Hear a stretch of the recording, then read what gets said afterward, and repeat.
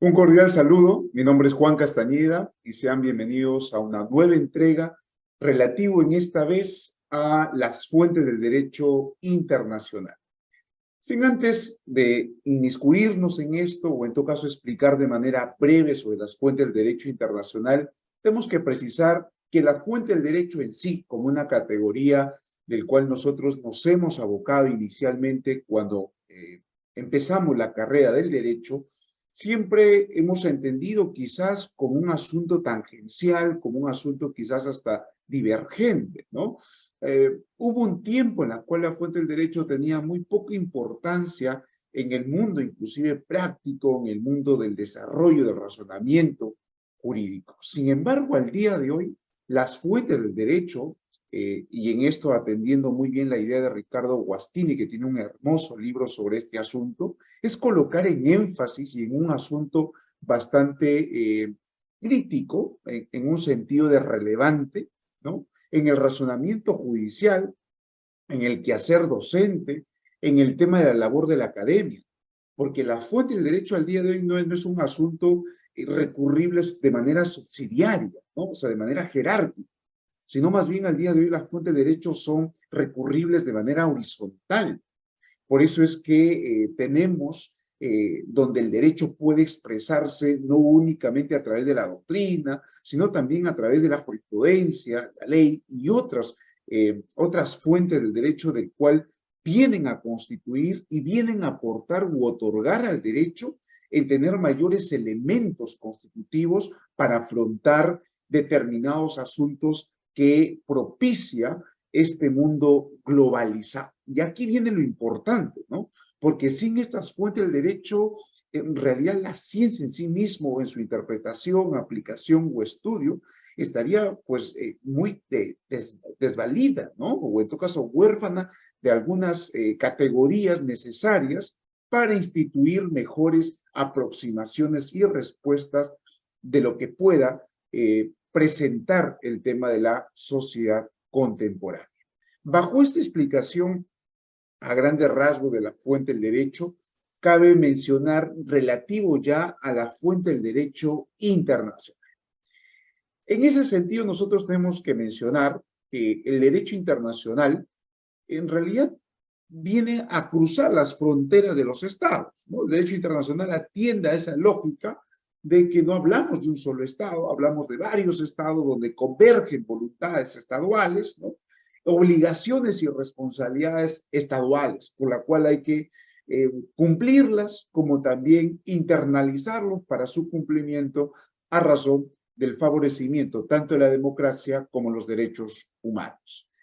Este derecho internacional crea un sistema de reglas legales que regula las actividades entre naciones, como es natural aceptarlo así de la ciencia. En este caso, de la ciencia del derecho internacional, que crea y fija reglas para las actividades de las naciones. Dicho esto, mencionaremos de que las fuentes del derecho internacional son las que determinan de cuál medio provienen o pueden provenir las normas jurídicas, es decir, que compone ese derecho internacional. Para la mayoría de los autores sobre este tema del derecho internacional relativo a las fuentes del derecho, las fuentes se podrán dividir entre fuentes materiales y fuentes formales. Vamos a ello. Sobre las fuentes materiales podemos decir que son el contenido de una norma jurídica en sí, ¿no? Que éstas van a venir a determinar cómo se elabora una norma jurídica. En realidad en esto intervienen, como ustedes bien comprenderán, factores sociológicos, económicos, psicológicos y culturales que llevan a una toma de decisión que luego se puede ser formalizada en otras fuentes del derecho internacional. En realidad, la fuente de derecho material se refieren a estas decisiones. Mientras que las fuentes formales son los métodos y procesos de creación de normas jurídicas. Específicamente, estas están citadas en el artículo 38 del Estatuto de la Corte Internacional de Justicia, que más o menos se refieren, pues, por ejemplo, cuando la Corte, ¿no? En su función decida tanto resolver las controversias presentadas, se aplicará determinados criterios, como cuáles, por ejemplo, cuando las convenciones internacionales, ya sean generales o especiales, se establecerán reglas expresamente reconocidas por los estados litigantes o los estados parte. Respecto a la costumbre internacional, del cual se tiene que advertir la prueba como una práctica general aceptada para que esto se pueda instituir como una regla del derecho, o los principios generales del derecho también respecto a las naciones en las cuales se maneja, o algunas otras excepciones que pueda precisar el artículo 59 del Estatuto.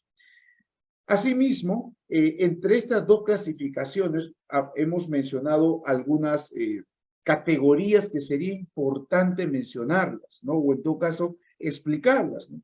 Relativo al tema de fuentes materiales y fuentes formales.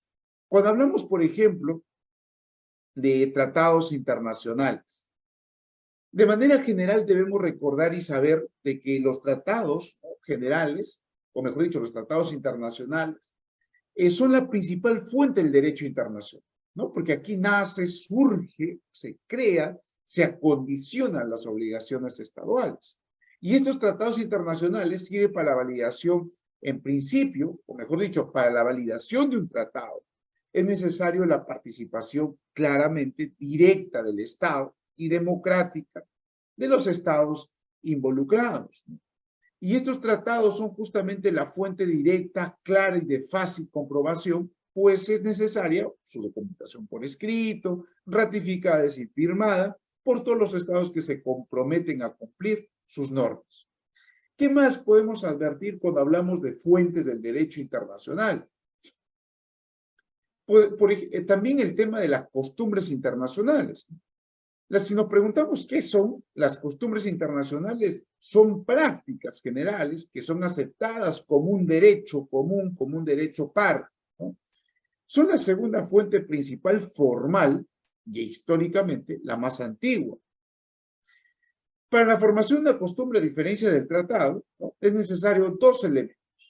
El material, que es la repetición generalizada de los determinados actos que constituyan, obviamente, el tema de la costumbre, y el tema psicológico. El otro elemento sería el tema psicológico, es decir, la convicción de que dichos actos se realizan por obligación. Y eso es algo natural, ¿no? Porque las costumbres, para advertir de la constitución de estos dos elementos, nos va a permitir que realmente las costumbres, aparte de ser aprobada mayoritariamente, tengan una característica de validez. ¿Qué más? Los principios generales del derecho. Los principios generales del derecho también son fuentes, ¿no?, de derecho. Sin embargo, aquí, a diferencia quizás en el Estado interno, en el derecho interno, en el derecho internacional, digamos, los principios generales del derecho son fuente, pues, de difícil identificación. Muchos ya inclusive se han convertido como tratados o están ya considerados como costumbres.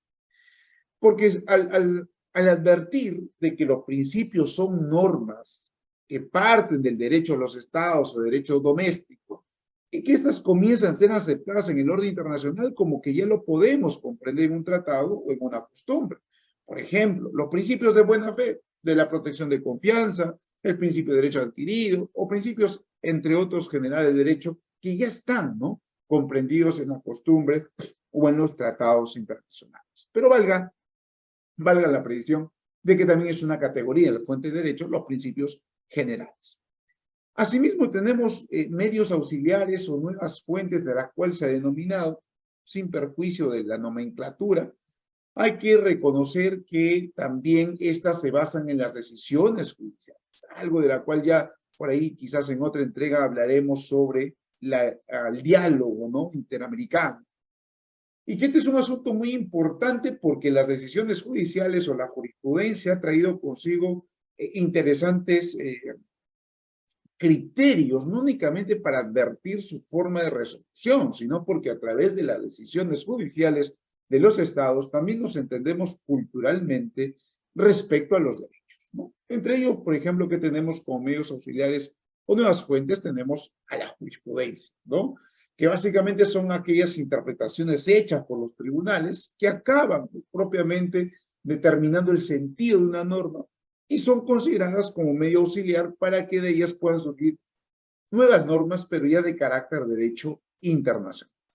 La doctrina de los publicistas, que no es más que entender por los publicistas como aquellos que están versados en derecho público, que conocen sobre el derecho público, ya que tienen el conocimiento para tal situación, sus interpretaciones del derecho, sus alcances, ¿no?, sobre este asunto para que sean considerados también en la forma o en el acápite del razonamiento sobre determinada categoría del derecho internacional. Asimismo, tenemos la analogía y la equidad, ¿no?, que entran como un medio auxiliar en el caso de falta de normas jurídicas para un caso dado. Tiene como objetivo, pues, conseguir una decisión más justa ante los conflictos de intereses, y la analogía, ¿no?, la analogía y la aplicación de una norma jurídica que está hecho para servir, como ustedes sabrán, para resolver otros casos similares, mientras que la equidad se da cuando no hay ningún estándar legal capaz de cubrir el caso determinado. Algo que está muy relacionado con el asunto de la predictibilidad judicial o la razonabilidad, ¿no?, en las decisiones. Y el asunto del erga omnes, ¿no? Este asunto, que es una obligación impuesta para todos, nos ayuda necesariamente a preservar los valores de las fuentes internacionales en las cuales ya se hayan decidido sobre algún otro conflicto y podamos advertir sobre estas decisiones en resolver nuevos conflictos, ¿no? Finalmente, el jus cogens, tenemos que entender que es un conjunto de normas que se sobreponen a la autonomía, a la voluntad de los estados, y que son jerárquicamente superiores a las normas convencionales y no pueden ser revocadas ni por tratados ni por costumbres. Estas se encuentran, pues, la prohibición de la agresión, el genocidio, la esclavitud, entre otros. Todo lo que acabo de mencionar, estimados y estimadas, tiene que ver con las fuentes del derecho internacional, fuentes que nos van a permitir no únicamente comprender el dinamismo del derecho internacional, sino también en la solución de los casos internacionales. Hasta aquí es esta entrega. Espero que sea de su utilidad. Ya nos vemos en una próxima. Gracias.